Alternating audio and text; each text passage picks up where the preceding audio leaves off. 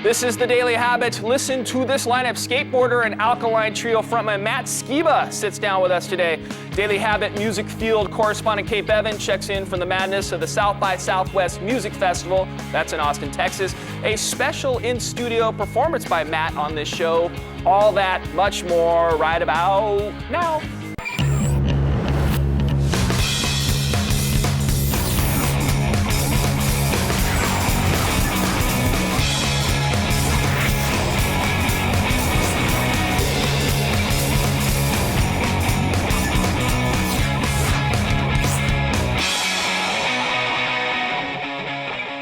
All right, welcome to the Daily Habit. I'm Zeke Piestrup here with Matt Skiba. Matt, thank you for coming on the show. Nice to see you. Yeah. Thanks for having me. How are things, man? You just get back from World Tour, right? Just got back from, we did some dates in Europe, and from there we flew to Japan, then Australia, and then home.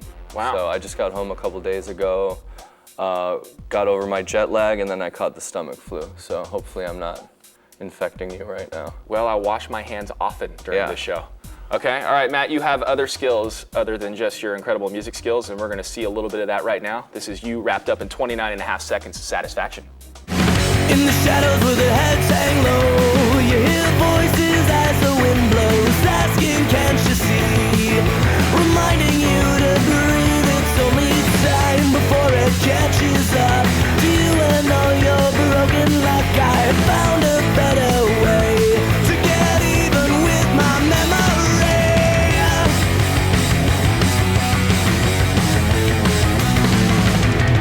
In the darkness where the angels cry, give us water.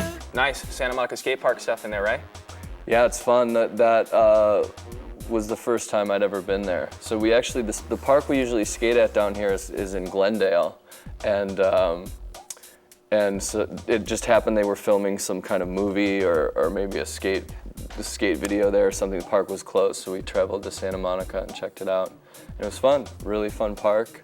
Really nice people that run it, so it was cool. Okay, we're gonna talk more about your skating later in the show, okay? But right now we sort of segue into music. So musically, what's your general vibe? What are you feeling? Well, I don't really have a general vibe. My inspiration kind of comes from a whole different, a bunch of different genres.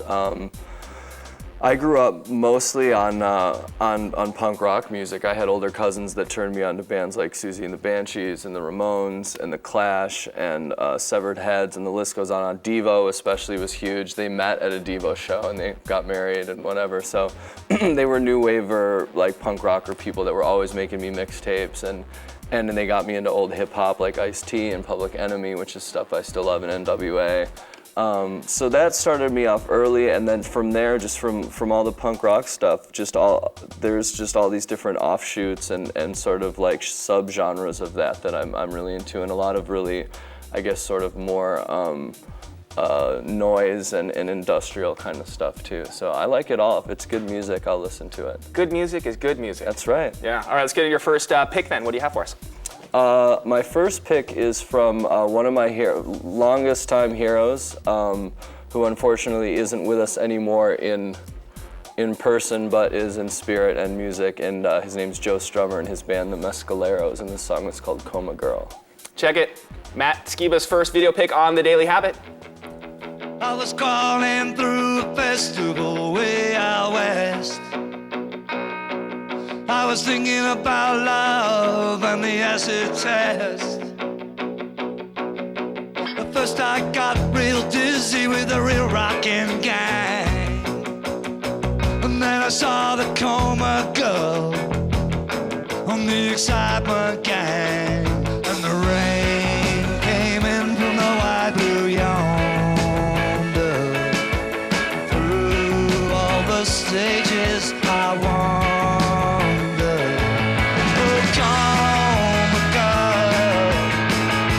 Excitement gang, Mona Lisa on a motorcycle can. Coma girl, Coma girl. Coma girl was beating with the oil drum gang. Some fast food fanatic was burning down a burger van. Somebody was wailing off their head. Oh, nobody is ripping the teen scene dead. And the rain came in from the white blue yonder. I thought you and me might wander. Oh, come, girl, and the excitement gang. Joe Strummer, quick, give your favorite Clash album. Combat Rock. Actually, Combat Rock and the self-titled, the first album. The first album I'd actually have to say is my favorite because it's the first one I got, and it just opened up the floodgates to my Clash admiration, I guess. All right, Thummas, with your favorite Alkaline Trio record or song, 42248, video requests, take control of the ticker. It is there for you. We'll be right back with more Matt Skiba plus our South by Southwest music correspondent, Cape Evan. We'll look into the minds of the music executives, those weird fellows, and they'll tell us if she found anything. But first, right now, Matt Skiba, habit-forming trivia. Which sport caused Alkaline Trio frontman Matt Skiba to push back the recording of Crimson? I know.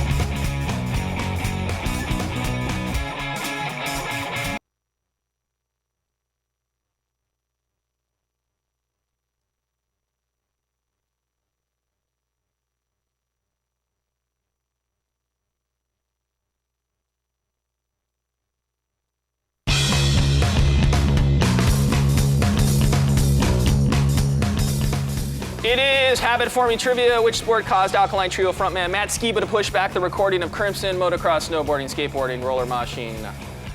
I was gonna guess D, even though we really don't know what that is, right? No, I actually just broke into roller moshing, but I haven't sustained any injuries yet. Haven't picked up any sponsors with it either. No, I'm still trying to figure out what it is. I just show up to the rink and then I just get in the mix, and there's rules apparently, and there's guidelines. I just mosh. No crotch shots. I just put on my rollerblades and mosh. Let's talk about those skateboarding. I mean, that's part of why you're on the show. Other than the fact that a lot of athletes who come on the show choose Alkaline Trio videos, so obviously your music is relative to our audience. But when did you get into skateboarding? I was probably about 10 years old. I remember my parents. I was always a pretty clumsy kid, and my folks were reluctant to get me a skateboard, just afraid that I was going to break my neck. And while I was still growing, but my grandmother, who was always kind of like sneaking us candy and like giving us all the things my parents wouldn't give us, she got me a skateboard against their wishes when I was 10. So. And then I really started getting into it. I started buying like Thrasher and Transworld magazines, which Thrasher especially focused on punk rock music. I mean, they had a whole section about bands and stuff. So I found out about the Misfits and all the bands that I love. A lot of it from skateboarding. So. Wow, Grandma hooked you up. Grandma hooked me up with punk rock and skateboarding, and she was always very supportive of both. So. Yeah. What about some other musicians you ride with? Because I know you ride with like Hensley sometimes, right? I met Matt years and years ago in Chicago. He used to work at a skate shop called Sessions, and we used to go in there and bug him all the time. And he was always really nice to us, and we never really got to skate with him. But when I was on Warped Tour, we were on Warped Tour with his band Flogging Molly years ago. And I was just out kind of screwing around in the parking lot doing no complies and stuff, and this guy rolls up next to me, and Hensley like pretty much coined the no comply. Yeah. And kind of made some crack about it, and it was Matt, and I was like, oh, what's that? And he's such a friendly, sweet guy. And for the rest of the tour, we would just set up whatever we could. We were in the middle of nowhere, and of course there's ramps on Warped Tour, so I would skate with Matt all the time on Warped Tour, which was, he's such a sweetheart, and he's such a hero of mine that it was a treat. So yeah, I've gotten to skate with some old heroes of mine. Steve Caballero. I went to Palo Alto Park a couple years ago, and Steve was there skating, and it's cool. Joe Sib, buddy of mine, I've skated with him before. Joe Sib, who runs Side One Dummy Records, who puts out Flogging Molly's records. Yeah. We skate every Sunday. We have Old Guy Sunday morning skate sessions. Me and Toby from H2O and Joe Sib, and so yeah. It's okay. Let's get into Alkaline Trio though. You got your start in Chicago. I know you were playing with other bands, but it seemed to come together with Alkaline Trio when you formed the band. I mean, obviously things weren't happening maybe with the other bands. It came around quickly for you guys. Yeah, I was always playing drums in these kind of little like punk rock bands, and it was always really fun. I played in a band called the Traders when I got out of high school, and that was like garagey. Our goal was sort of to get banned from everywhere that we played, and it was very offensive, lots of fun, but it was just kind of, it came to a stagnant point. And I started writing a lot more songs and felt like it was time for me to move on. And at first the guys were bummed at me. And a couple of years down the road, as you said, like things happened pretty quickly for us, and we're grateful for that, but they understood, and we're friends again now, and they said that you were very, very smart to quit the Traders. Yeah, because coming up on 10 years. Yeah, it'll be 10 years pretty soon. All right, you got any tour plans coming up we can let people know about? We're going out in about a week and a half. We're going out with a great band called Against Me, which I'm sure tons of the listeners have heard of, or viewers, and have heard of. And they're doing half the tour, and then Lawrence Arms and The Draft are doing half the tour, starting in Canada down the West Coast. So we're really excited. It's just all US and Canada, and just with a bunch of great friends. So we're excited, and after that we're done touring for a while, and we start working on a new record. Okay. All right, we're gonna have a performance from you coming up, right? Yes, you will. Let's think in reverse now. All right. Yes. Yeah. All right, stay tuned because we'll have that performance from Matt Skiba coming up on the show. Also coming up, music field correspondent Kate Evans. She taps the music industry for their perspective on South by Southwest. But stay tuned. Matt Skiba, he's on the Daily Habit.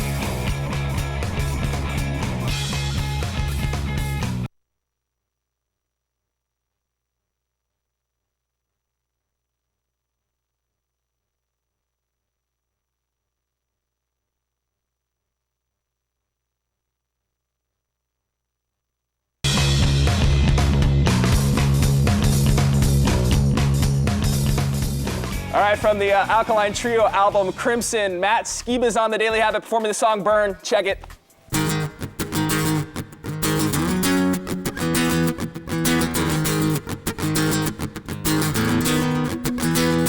There's a lightning storm each and every night, crashing inside you like motorbikes. We toss and turn, sleep so loud, grind the teeth in our empty mouths are empty.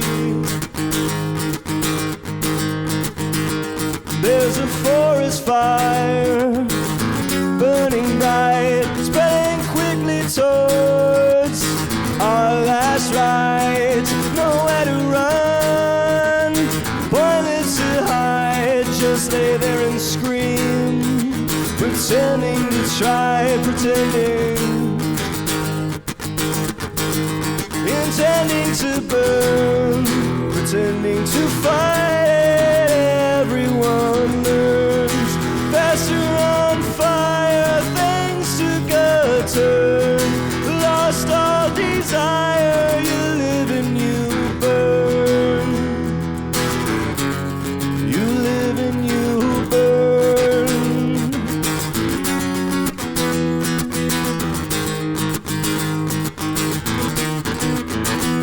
This impending doom is left deep inside, and it's haunting you each and every night, like sobbing wolves, counting sheep.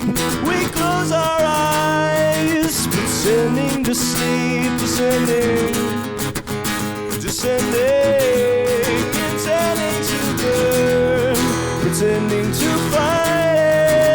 Everyone learns faster on fire, things took a turn, lost all desire, you live and you burn, you live in like hell. We are anxiously waiting, like hell, burning silently strong. Somehow we fell down by the wayside, and somehow the sail is home as we burn, pretending to fight it. Everyone learns faster on fire, things took a turn, lost all desire, you live and you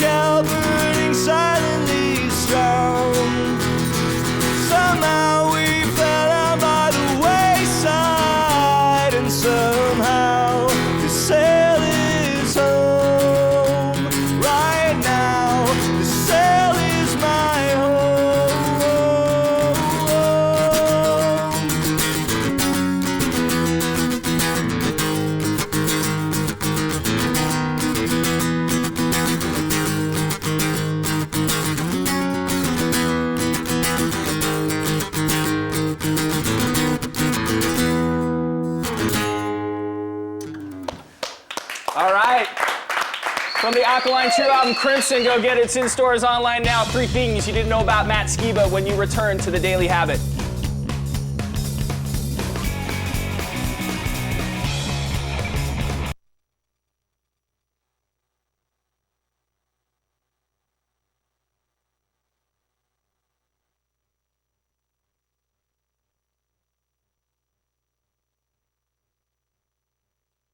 The Daily Habit is brought to you by Snickers, who reminds you that it's only satisfying if you eat it.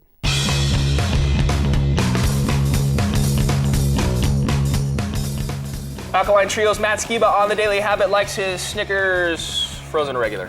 I think frozen. Okay. Make for better projectiles. Yeah, it would hurt more, right? Yeah, I'm not a big candy, I don't have much of a sweet tooth, so I say frozen. Okay. South by Southwest, I'm sure Alkaline Trio's played. We have, yeah, several times. It's a good time. It's a very dangerous time. It's a big party. A lot of, like pretty much everyone from the music industry, bands and labels alike go down there and convene and party for like 3 or 4 days, and we've had a blast and gotten some great opportunities out of it. So yeah, and it's great for bands who are just starting to. A lot of labels go down there looking for new talent. So okay, we have a music field correspondent. That's a title you own. Okay, Kate Bevan. She's sweet. She went down to South by Southwest. Check it out.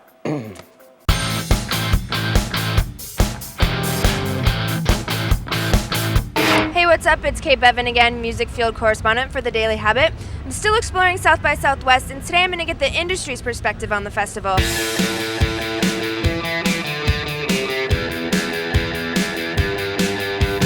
Why are you here? Is it more to like find new bands or to showcase the bands that you already have? A bit of both.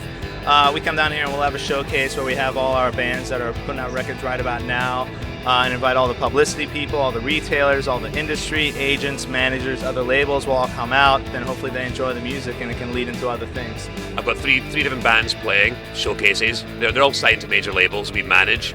Then I'm also looking for artists for Virgin and for my own record label too. This is the best of both worlds. This is where new bands come to get discovered and new companies come to make new opportunities. Good songs and live performances may gain you some attention, but according to our music industry insiders, these days it takes more than just that. I think having real stage presence and being able to engage an audience, that's what brings people back. How does it make you feel? I mean, ultimately that's the most important thing. Does it do something to you? Does it, you know, do you think, oh my gosh, this is so different, I want to hear more? The artists that are successful usually really do have a business sense to it and have a good idea of, you know, how much money it costs to be in a band and how much money they need to make to actually survive and do this for a living. Even if you're good musically, you've also got to figure out a way to spend an equal amount of energy to go, how am I going to get my story out there? How am I going to get people to care?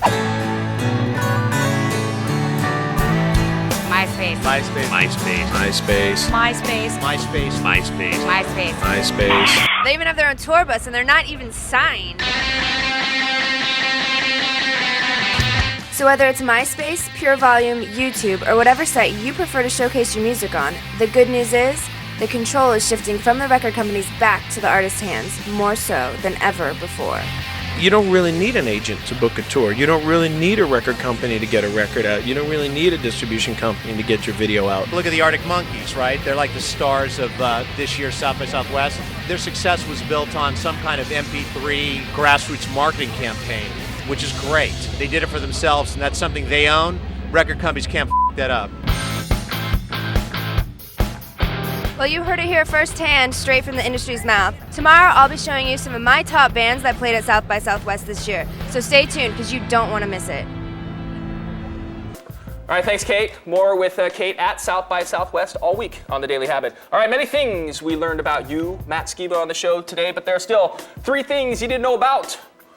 Matt Skiba, number 1, Matt didn't blink an eye when fans claimed his band sold out by touring with these guys. Yeah, there was quite an uproar when this happened. Right? There was an uproar, yeah, and we really didn't pay much mind to it. It seems like every time we switch a label or go out with a different band or whatever, somebody's got a problem with it somewhere. So we do what we think is right. The Blink-182 guys are dear friends of ours and have been big supporters of our band.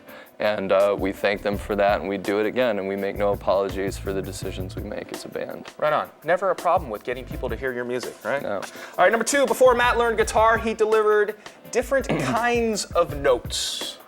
I'm not exactly sure what was inside the envelopes, but yeah, I was a bicycle messenger in Chicago for about 4 years. and as was all the original lineup of Alkaline Trio. So that's kind of how we we found jobs where we could leave and go on tour and still come home and make our rent. And messengering is a job that not that many people want to do. So it was easy to leave and come back and still have a job. But yeah. Life of a musician is not really inside the box. No. All right, number 3, odds are Matt Skiba doesn't have a problem with pleather, right? No, I love pleather. I'm a fan of pleather. If I'm purchasing it, pleather's the way to go. Leather, I usually, if some friends who run a clothing line or a shoe company or something like that hook us up with some free shoes, I'm not gonna say no. I generally don't go out and buy leather. Not a big leather guy. I don't eat animals. I don't wear them generally. So I'm really not that die-hard, and I don't go around preaching to people. I think eat whatever you want, wear whatever you want. For me, I don't eat meat, and I wear the least amount of leather as possible. So we're not going to see you in the chaps anytime soon. No, I have pleather chaps for Saturday night. Oh yeah. But special occasions, we'll talk right? about that later. All right, thank you. I want to thank you very much for coming on the show. Thanks for having me. Yeah, great time with you. Remember to check out the new Daily Habit website for great video downloads. You can find that at fuel.tv/dailyhabit. Also, the email address, thedailyhabit@fuel.tv. We will see you next time.